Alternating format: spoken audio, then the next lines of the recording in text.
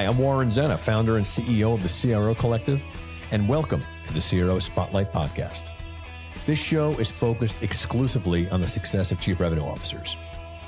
Each week, we have an open, frank, and free-form conversation with top experts in the revenue space about the CRO role and its critical impact on B2B businesses. This podcast is the place to be for CROs, sales and marketing leaders who aspire to become CROs, and founders who are looking to appoint a CRO or want to support their CRO to succeed. Thanks for listening. Now let's go mix it up.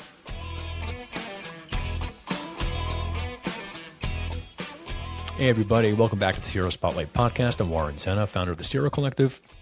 And today I'm real excited. I've got a great conversation queued up for you with Kris Billmaier. Kris is the EVP and GM of Agentforce at Salesforce. And that's a division formerly known as Sales Cloud. So if you're a CRO, there's a very good chance you're making your most critical decisions every day in a product that Kris's team built. Kris is real smart, and he's certainly sitting at the center of what is now one of the largest transformations in the CRM space, maybe even the just general go-to-market space, given the impact that Salesforce has on everyone. So it was a great conversation, and enjoy it. See you next week. If you don't mind first, it'd be great if you just sort of provide a little bit overview of who you are and how you ended up where you are right now. Yeah, no, one, great to be here again. I'm really excited to talk about what we're building and what we've built.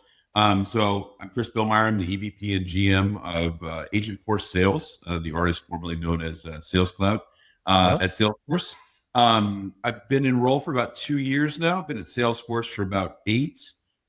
Spent some time at Microsoft before that, about 7 years. And then was a part of 3 startups.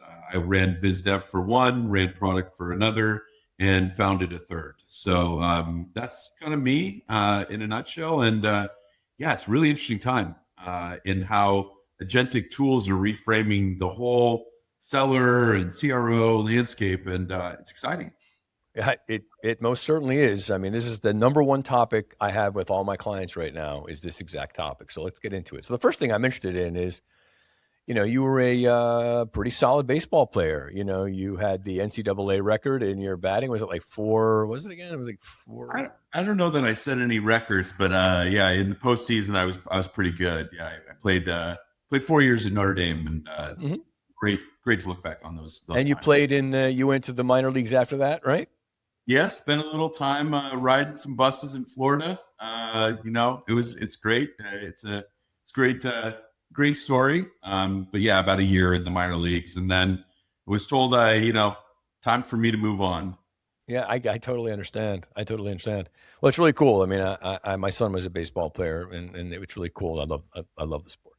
But it was a cool stat when I saw you did that well in NCAA. It's pretty exciting.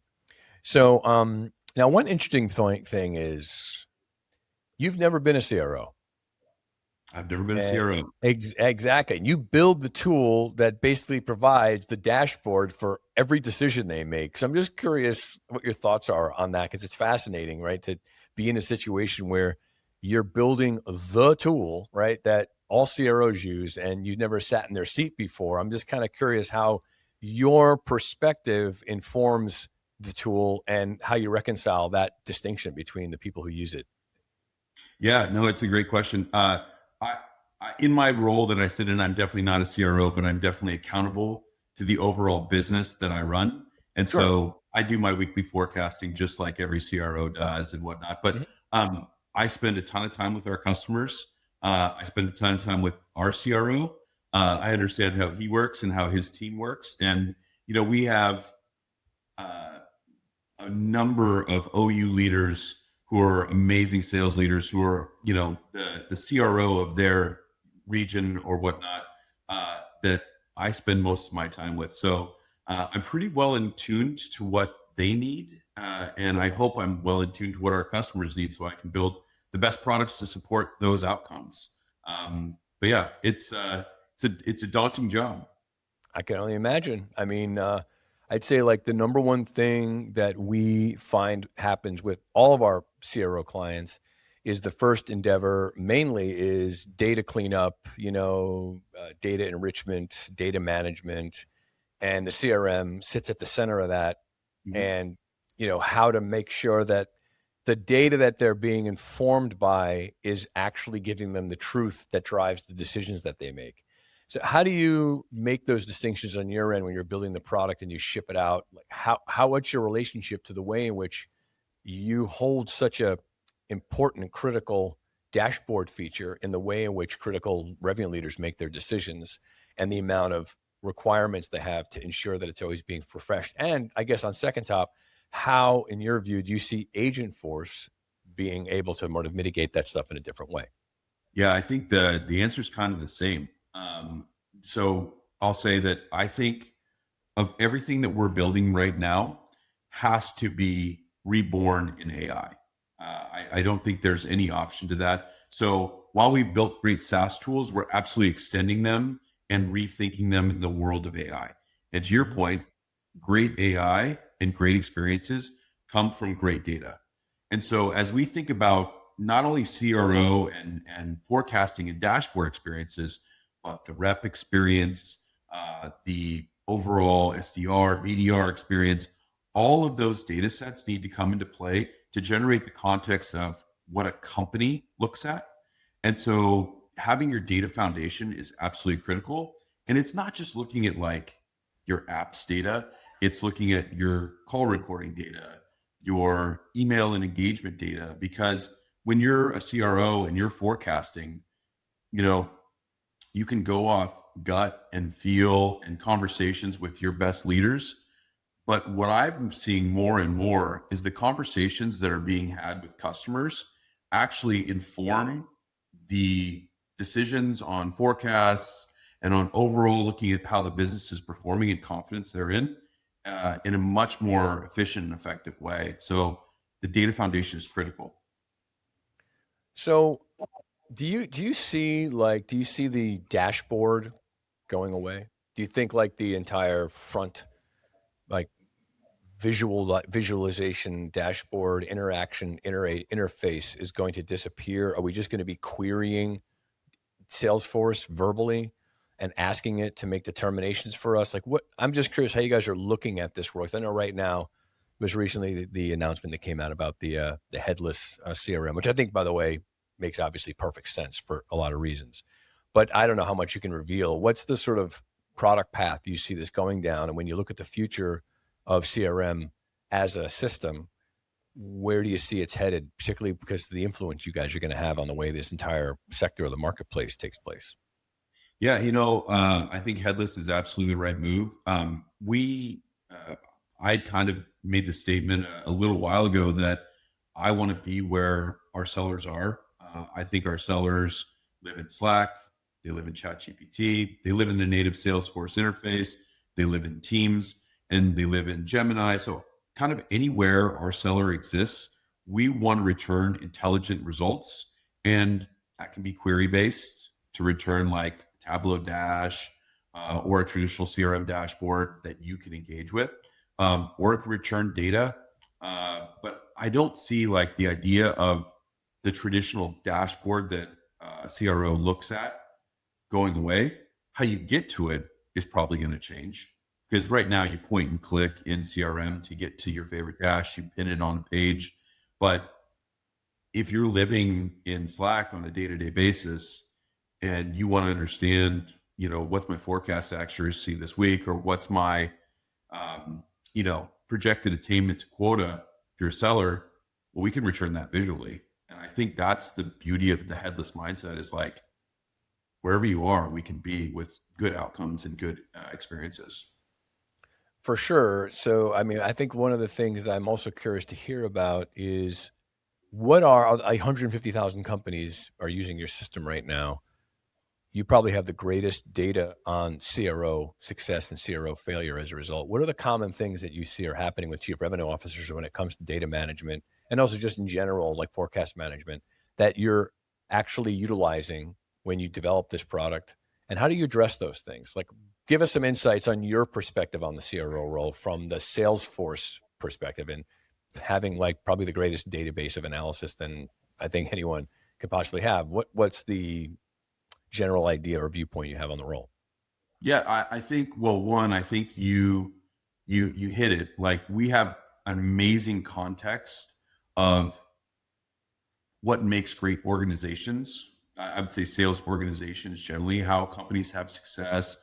I think that is absolutely spot on.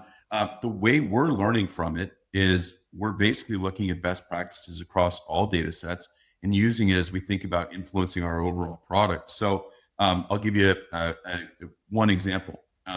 We see a lot of companies now using conversational insights. So call recordings, and email recordings as well, to influence how you drive a deal forward and what state that deal actually is in.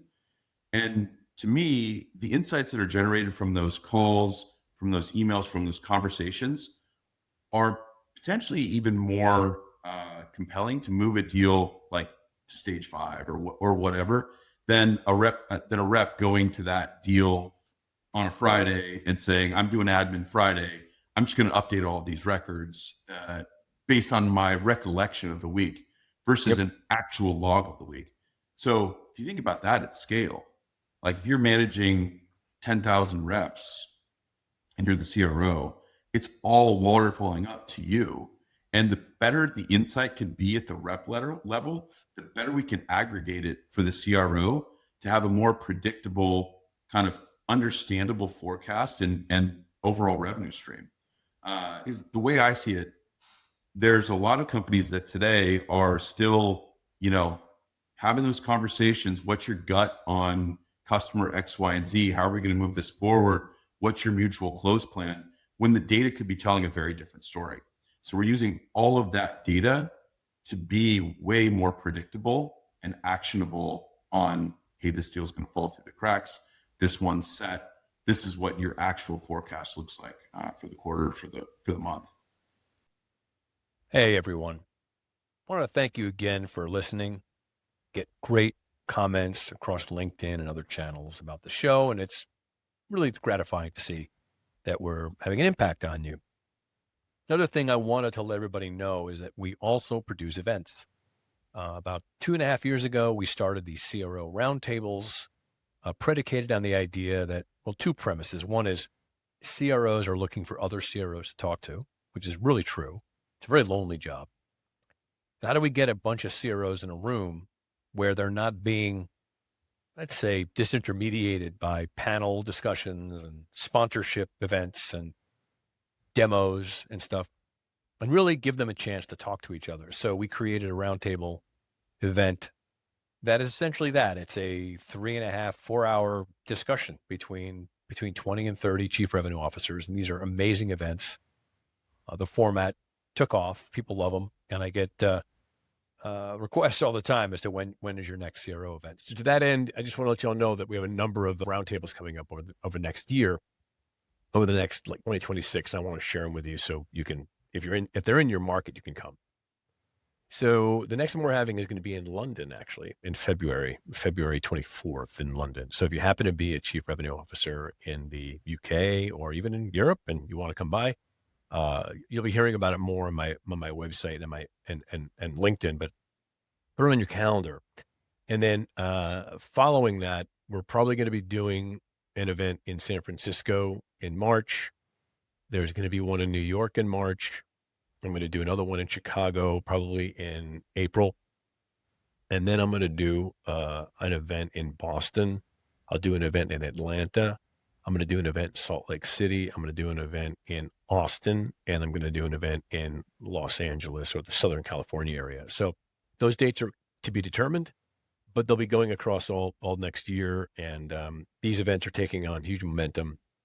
They're the place to be if you're a chief revenue officer and you want to be in a room with no interruptions and have an opportunity to really share with each other in a sort of a private and confidential, open discussion about everything that you want to talk about as a chief revenue officer and collaborate with great people. So thank you. And thanks for supporting the show.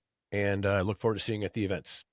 So, as you probably can appreciate, right, because you're correct that there's an incredible amount of other contextual data that gets mixed in with the CRM data that tells the whole picture. And, obviously you guys are very much heavily involved in the competitive third-party platforms that plug into Salesforce that provide those things, Gong, of course, being one of the big ones. And I know you guys are trying to, are you looking for more of a full end-to-end solution where you're managing all the pre, post, during entire conversation sets, or is it still really more requiring that the seller, as it were, in this case, be required to kind of enter in all the data? Because I think that, as you probably know more than me, I'm sure, one of the biggest issues that we have with sellers is the efficiency they have and how much time they're actually spending time selling and how much time they're actually interacting with these tools. And as you probably can appreciate, I'm sure you know, Salesforce became an extremely complex, piece of software over the years. And they can spend, 30, 40% of their time just trying to fill it in. And it becomes a whole other metric for them to measure themselves against. And to be able to remove that reliance would be obviously a great benefit. In fact, I suspect that's probably one of it is. I'd talk through that. Like, what's the way in which you see removing people from the task of having to feed the beast in order to get the information back out of the beast again? And what's Salesforce's sort of vision for how you're going to kind of reduce that? You said 30 to 40% of their time on non-selling tasks. Yes. I'm going to argue that it's actually 70% of their time. Okay. I was trying to be nice here, okay. I'm sure you're right. Yeah. We actually did our state of sales report, and that's kind of the metric that we came back with. So that's amazing. That's amazing.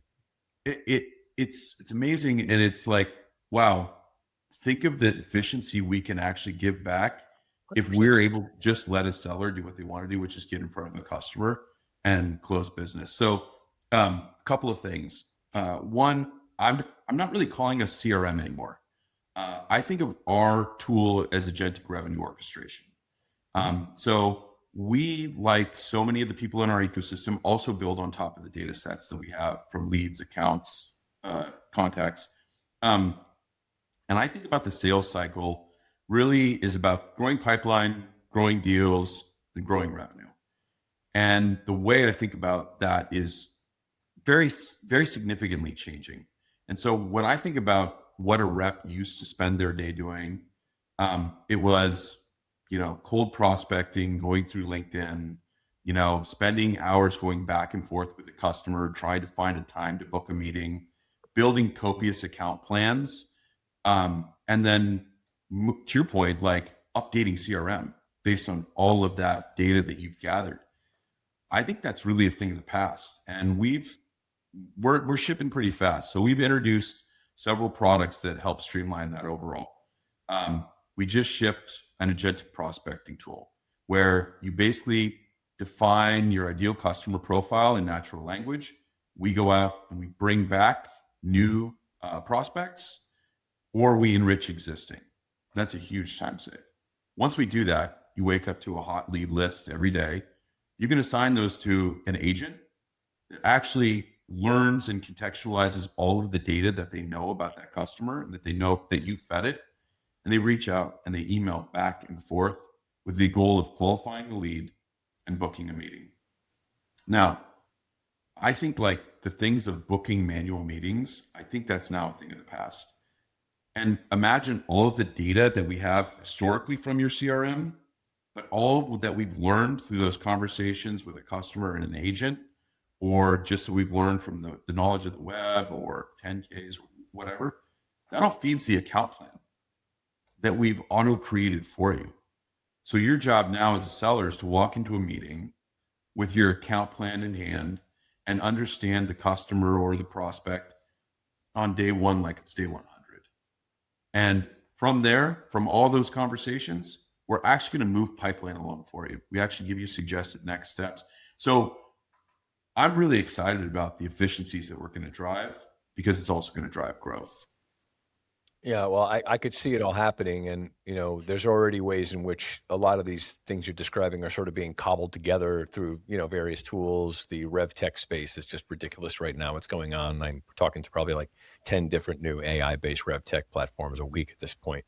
Everyone doing, call recordings and post-call recordings and, intelligence layers during the meeting and all that stuff too. And the other part of it too, of course, is the first-party data you need to get to be able to make sure that your instances are up to date, that they're correct. Are you going to be providing that as well, or are you going to continue to rely on the Zoom infos of the world and stuff? Like, where's your role going to expand the aperture on how wide you're going to go across this? And are you going to sit still squarely in just information management, or like what's the ambition you guys have of closing the entire end-to-end deal flow? I think we have to drive the horizontal. As it pertains to the data vendors, we've got great partnerships with Zoom Info, the demand bases of the world. So I don't see us going into that like specific space. I think we're absolutely have great partnerships there. But the end-to-end deal cycle that I just outlined, we're absolutely going to play in that end-to-end horizontal. And we've made a couple of acquisitions recently.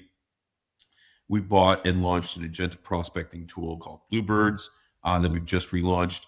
We just recently acquired a company called Momentum that does call recordings, revenue orchestration, and insights. So, we see it end to end.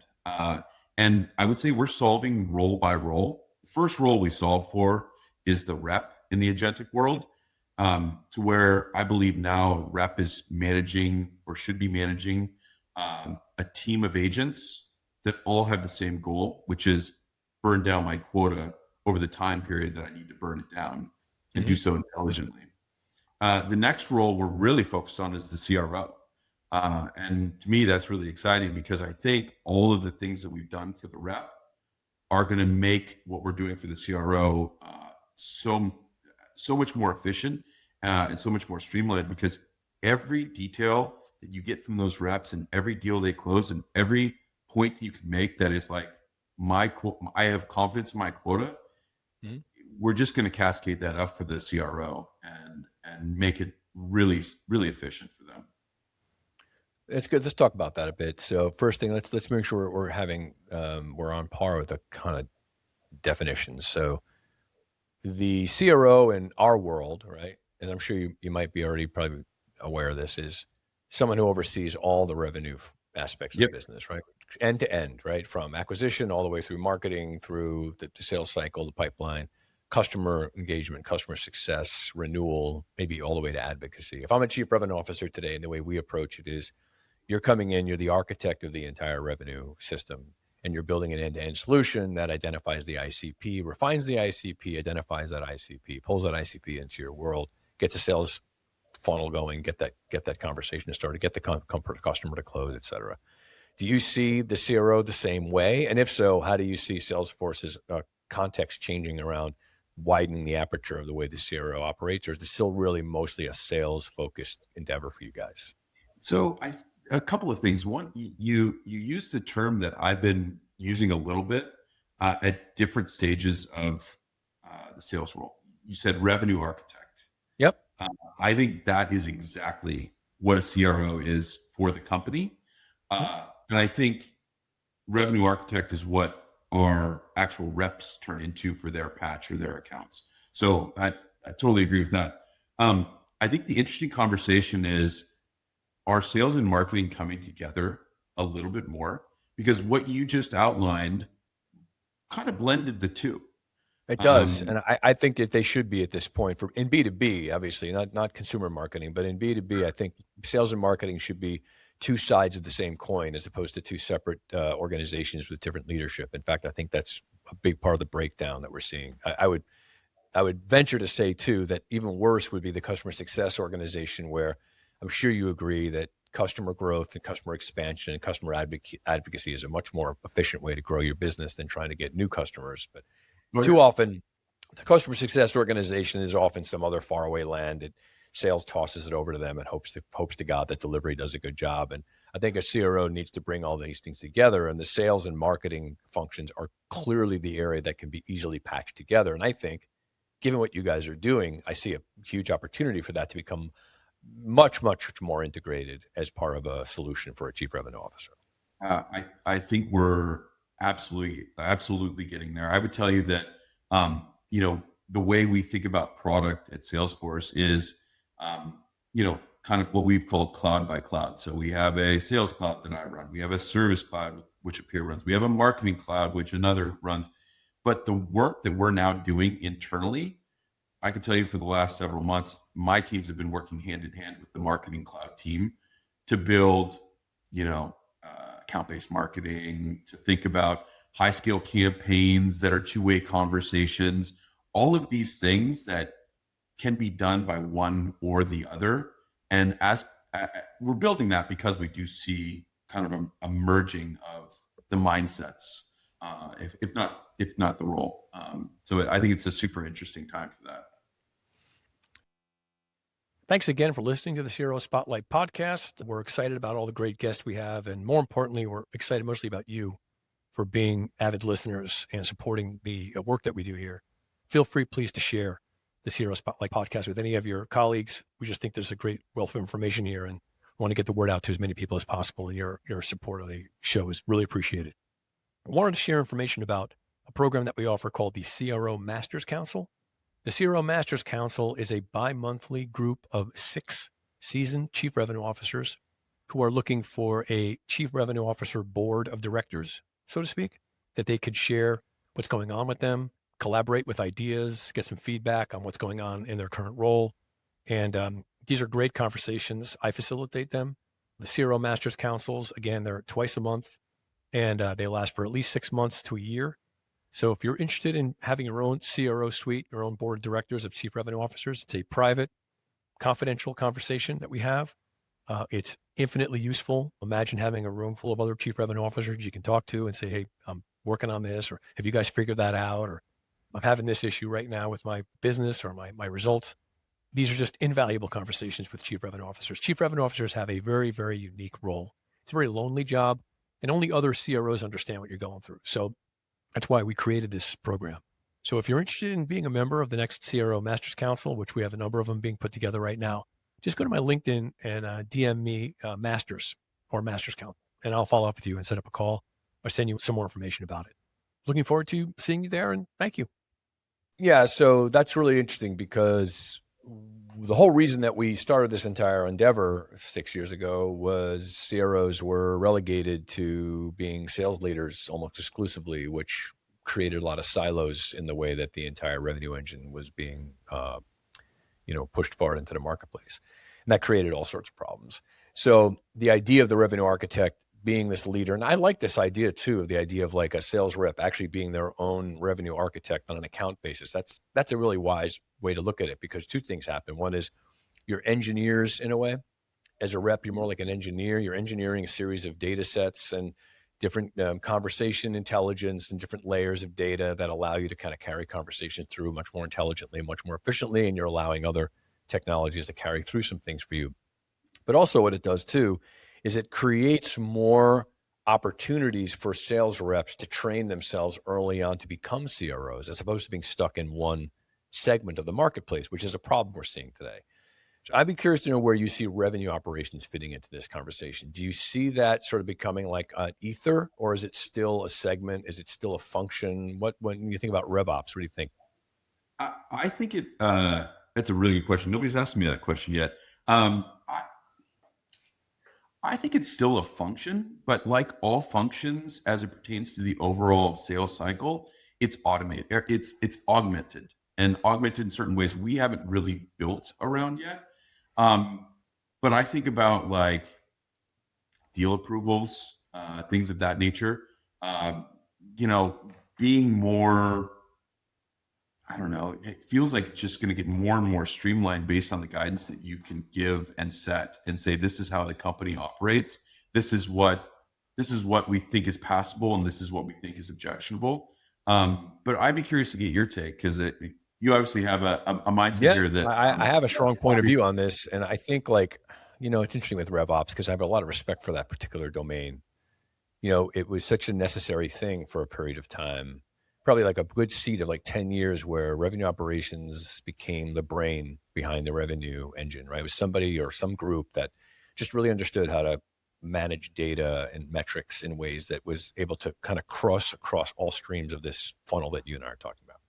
And I think that over the years, as you know as well, that these revenue RevOps engineers, RevOps consultancies, RevOps optimizing organizations are really prolific right now. They go out and they do all the diagnostics, and they fix up all the holes in your system through one centralized intelligence layer, which then there is a person, like an analyst, who's a RevOps leader whose job is to manage that, right? And kind of look across all streams. And in my world, that person would report into the chief revenue officer as like the brain of the organization. I think that's still, generally speaking, a good model. But it's having now all of us, myself, my partner, and or the delivery model that we've got adopted, we're seeing that the RevOps issues are largely addressed using AI in the initial analysis. They get sort of fixed, in the way that you automate agents, right? It's baked into the model more than it being like a function. And I tend to be a bit more less on the like, let's build another function, mainly because I think that when you're building functions, you're unintentionally building more bureaucracy because now you get another function which has their own metrics and their own measures and their own incentives. And that's what I think happened with revenue operations in general, was there was just too many separate agendas inside of a system that should all be enclosed. And I think RevOps could be more of a competency or a distinction or a context as opposed to a human and a department, mainly because if you can build systems that all communicate with each other agentically across the entire thing, the RevOps stuff sort of gets solved in that way by virtue of the way that you build it. And so I don't necessarily have a strong point of view yet as to whether or not I think RevOps is going to go away, but I think it's going to be solved in the way that we connect things together, because everything's going to sort of, relate to each other more the way that we're doing things today. It's really interesting. It maybe brings up a little bit of I wouldn't say broader point, but maybe a little, maybe I would, that the notion of observability as it pertains to the entire, revenue cycle is something I think we will continue to need pretty significantly, right? I mean, the way I think about it is every agent that you build and introduce into the organization is a new junior employee that you have to train, that you have to observe, that you have to continue to critique, and tweak and update. And they some self-learn a little bit, but like the observability and are you doing the job that you were intended, and are you hitting the goals, is something that somebody has to manage. Yep. So maybe we're moving into a world where across all these functions, like I've said about a rep managing a team of agents, maybe RevOps is similar. Maybe you're managing a specific function that agents do a lot of the heavy lifting, but you're in there, observing, catching errors. You're kind of the overall, I think that's kind of a mindset that we'll have to get into, is like, these things are junior employees that need a lot of adult supervision still. I agree. And again, I'm not a soothsayer. I can't see the future. I just think I'm just being logical, like kind of like, first order thinking here, that what we're seeing is, if you and I have this postulation, which we seem to land on and we agree with, that this revenue architect, this CRO, is responsible for the entire end-to-end customer journey. And that now, because we have the tools to do it, we can connect all that data. That means that what's going to happen is that our ICP is going to be being constantly refined. We're always going to learn more and more and more about the precision of the people we want to sell to, and the precise ways in which this problem they have, and how we can go to work on solving that problem, and how we can affect it, and the business outcomes we can create. And that gets passed over to the sales function and the marketing function, whom then now goes to identify just those people. So there's a lot more specificity.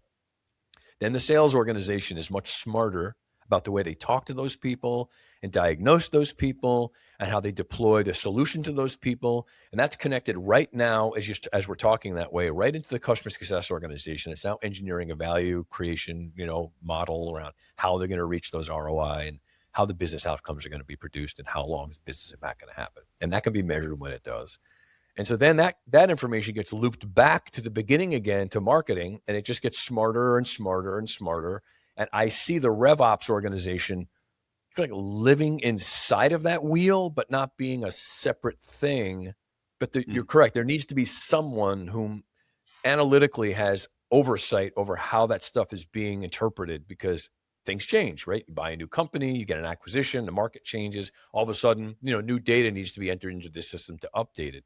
So I'm not saying I'm going to go away, but I just think it's everything to be much more fluid as opposed to departmental. And the CRO is sort of orchestrating the way that circle is being built. I really kind of think that's where we're headed right now. I think you're right. And it's interesting because you hit on something I've been having as a conversation with my product team, which is what do we need to know about a rep or a CRO to actually make them successful? Well, probably need to know their ICP. We need to know what they're selling. We need to know what their quota is or their target is, and we need to know the duration in which they're going to hit it. And if you put that out there and you said, okay, well, I'm going to need X number of leads to close, to qualify at this rate, at this dollar amount, at the median. And, then it just becomes a math problem. It's a cycle. It's like, okay, I now know how many leads I need to get into the system, whether they're marketing generated or sales generated, in order to get to that point where you're going to hit however many million you need to close in that 90-day window. And I think that's kind of true for CROs and for reps. And if you think about your revenue architect comment, like that's the mindset and flow to be in, with quick tweaks in between. And everybody's job is just to show up for the customer.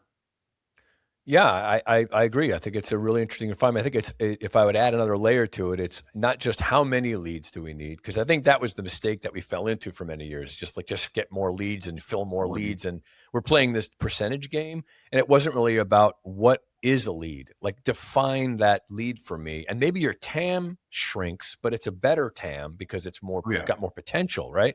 And now, like, how does our marketing focus become more really precise, so that we can get those people? So, it's a weird thing. Like in the early SaaS days, it was like, let's get like your business in particular, right? I mean, the Salesforce business was like legendary for this, is that pretty much any company could be a CRM owner, right? Who wouldn't need this, right? So let's just go after everybody. So you create this massive business. And as a result, because of the largeness of your TAM, if you could percentages went up, you make a lot of money. But business is not the same anymore. It's become a lot more specific. And if the TAM is too big, all you're doing is throwing a lot of shit at people, and no one listens anymore. You guys made all your money because you were doing it at a time when no one else had that sort of marketing power, and people weren't being overwhelmed with all the inbound they're getting today. You can't do that anymore.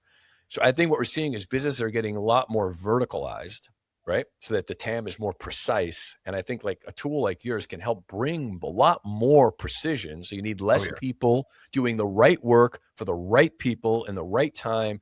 And I do think that's going to change also the way businesses are created, because I think more people are going to realize that verticalization is probably a better way to go for those reasons.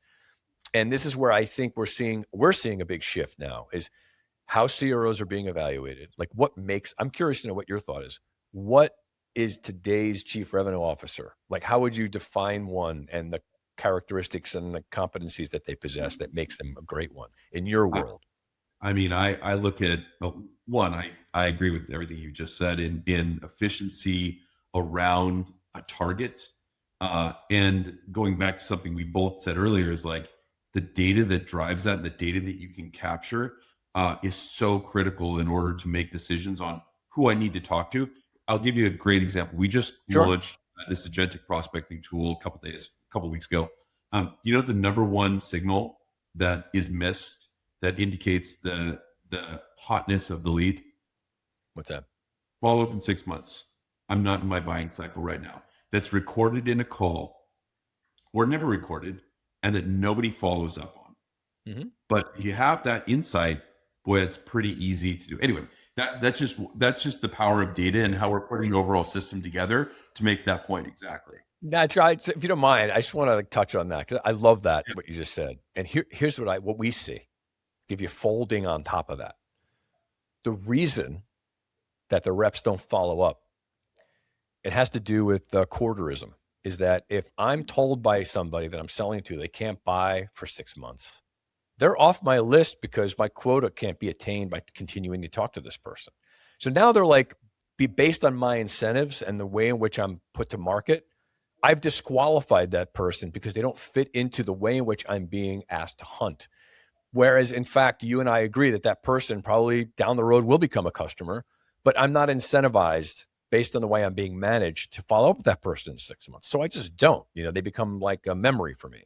Yeah. And I think that's an incredible piece of insight that you have the company, have a CRM automatically reach out that person within that signal. Like Exactly. make that an automated thing so that you remove my incentive bias out of the equation and that the organization does it anyway. Because we're seeing that this is a big problem is in the way that a company is managed tends to drive the behaviors of the organization. This is a precise example of why that'll never be pursued in today's marketplace. I mean, it should change, but a machine can do it.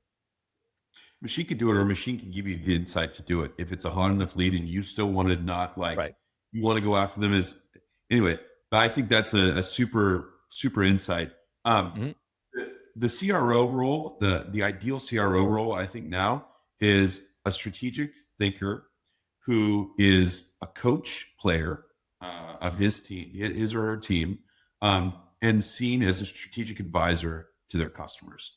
I really think we're in a world where the motion of getting in with a customer and talking about specifically how agents and how AI are deployed, how as a CRO you are using them, how they are affecting your business, and being kind of the advocate for how you change what scenarios you go after.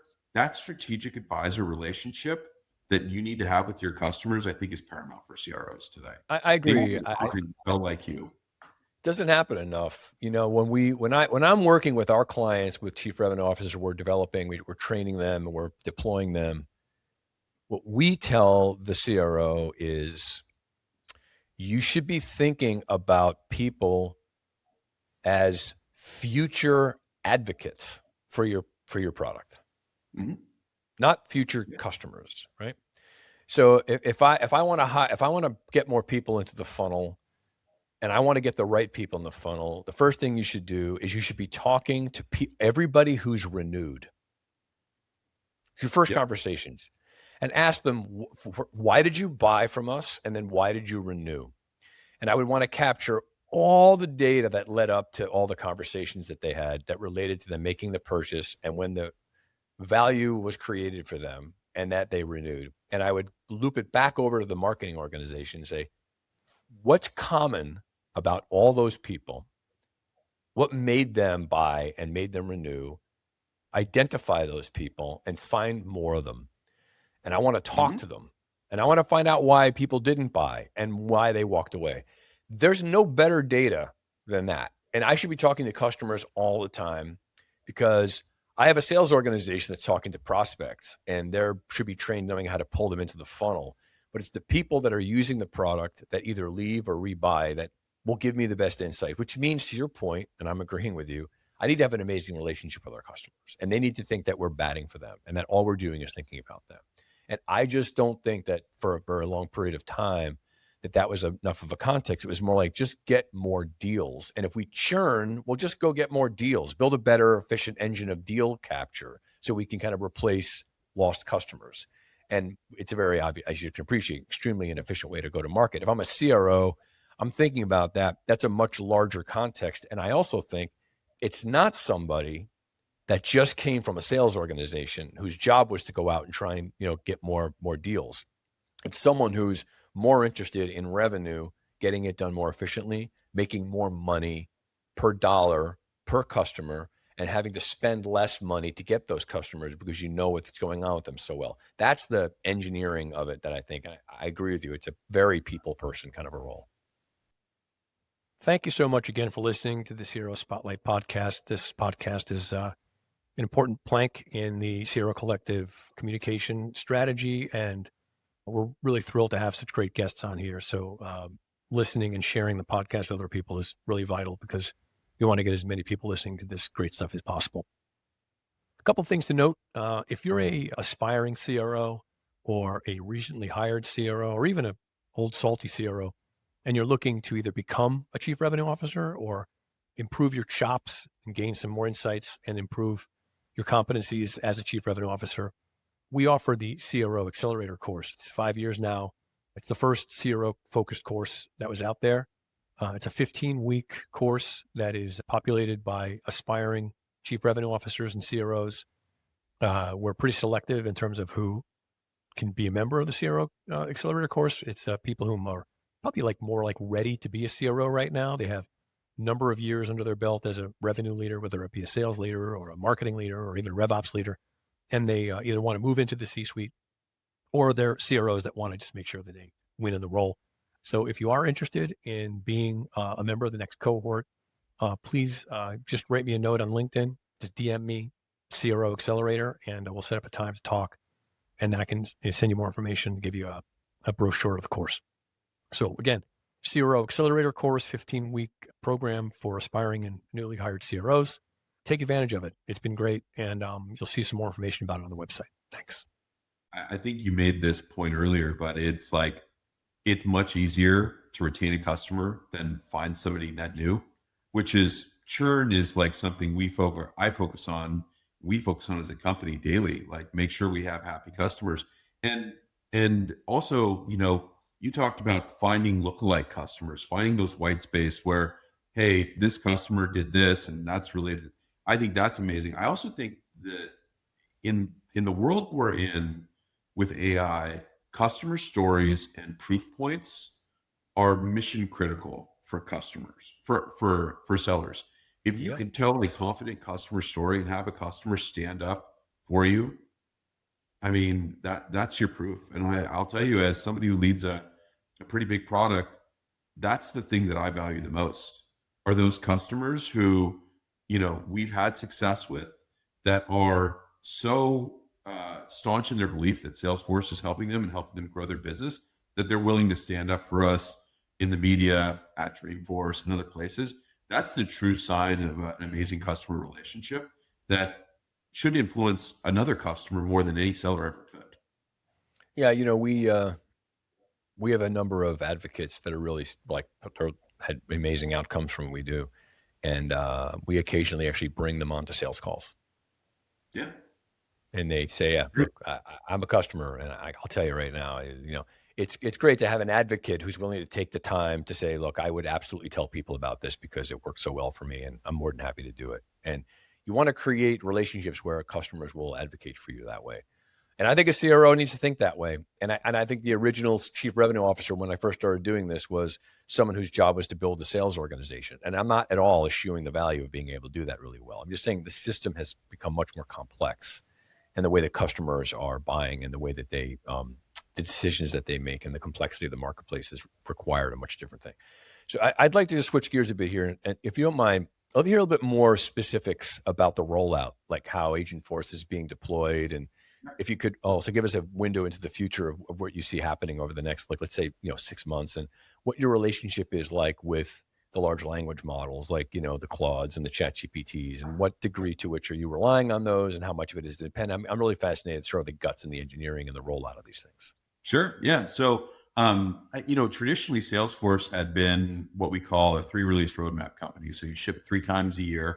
And we realized that the way the market is moving, we needed to be much faster than that. So, my team and many of the teams at Salesforce actually ship on a monthly basis now, or bi-weekly even at times. So I think the speed of innovation is getting much greater, both based on the needs that we see in the market to meet the demand, but also because of the tools that are coming from folks like Claude Code and Cowork and Cursor and others. So the overall velocity of the build has sped up. We continue to look at the overall sales cycle and say, where can we make this streamlined and simple for our buyers? And the biggest volume of our buyers right now are buying for reps. So that's where really we started. But again, it's trying to solve for that overall agentic workflow, where we're looking, from pipeline to close and saying, how could we augment this deal cycle to take that 70% of time that that sellers spend not doing sales related things, putting them back into sales roles. And so that's kind of the overall how we're thinking about it now. How I'm thinking about it down the road is just continuing to be more efficient in those processes. Because I'll say most sellers and CROs want us to be more assistive in nature right now. And the way I think about it is like assistive and autonomous, they sit on the same spectrum. But what we need to do with our customers is build trust in the tools. And so we see a customer using, for example, our pipeline management tool. This is a tool that listens to all of your calls and understands all of your emails and moves an account or a deal along accordingly to the next step. Most of the time, our customers start out in assistive mode. So they're saying, okay, yeah, show me why I should move this deal forward. And it's like, okay, because of this call, because of this email, move forward. Great, click the box. Well, that can be flipped into autonomous mode. So how many of those things do we have to get right before a seller's like, you know what? I don't even need to worry about that anymore. It's just going to move deals ahead for me. I see us moving much more into the autonomous mode for kind of the surrounding the customer meeting. So building pipeline, building account plans, go forward, negotiation agents. But those engagements with the customers, I think will remain the very human thing that we do, and then surround you with all the data from all the sides. So I think that's where we're going in the next, call it 3 to 6 months. I think we're moving very fast, and moving fast because there's a lot of noise in the market as well. And you mentioned the LLMs. I think we have a great relationship with the frontier models. We had a great event a couple of weeks ago with Slack and Anthropic.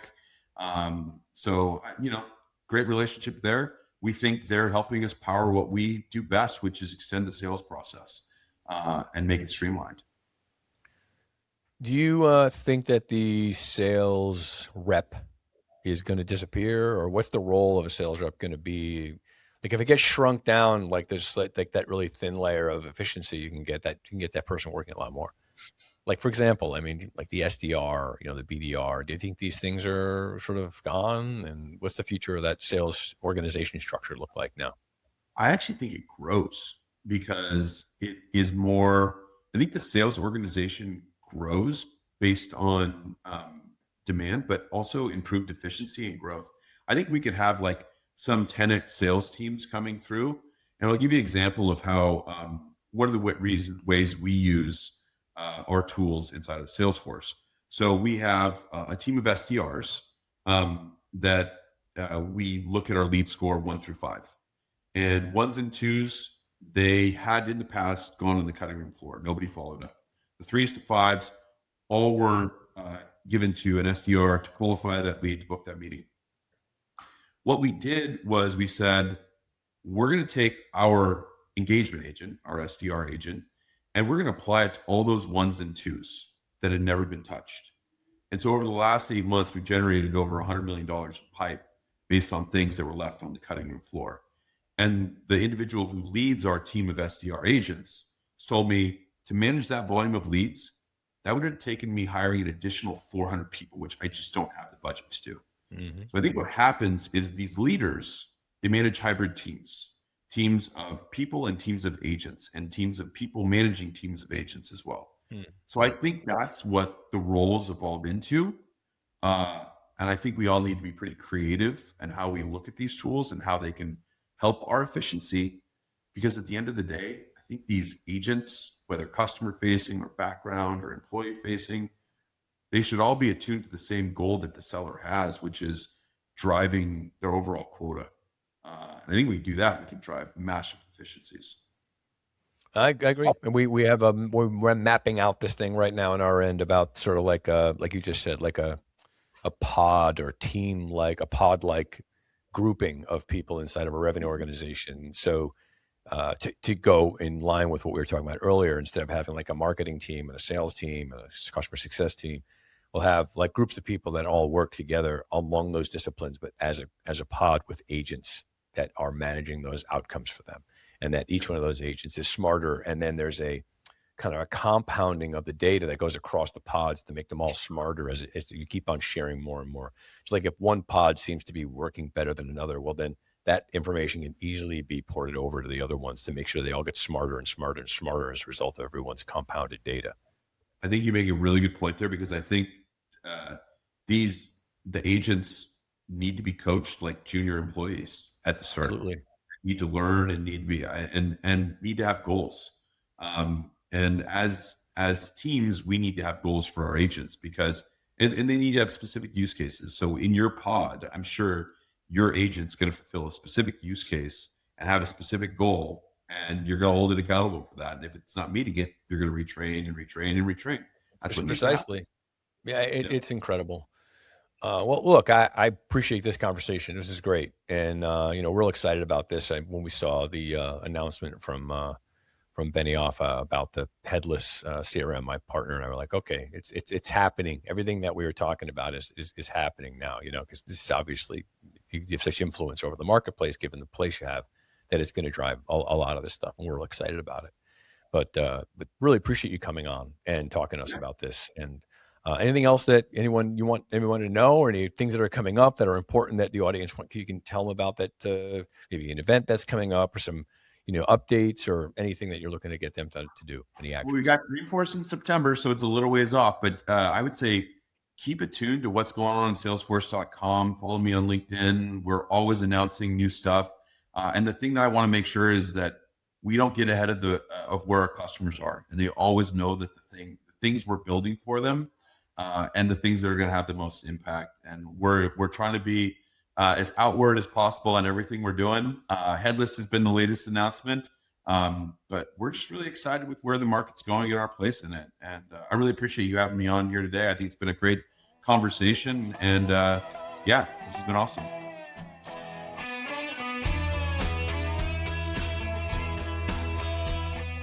Thank you for listening to the CRO Spotlight podcast. The CRO Collective's mission is to help CROs succeed and help founders and CEOs build CRO-ready organizations. You can find out more information about our services at thecrocollective.com. That's thecrocollective.com. And we look forward to having you join us next time.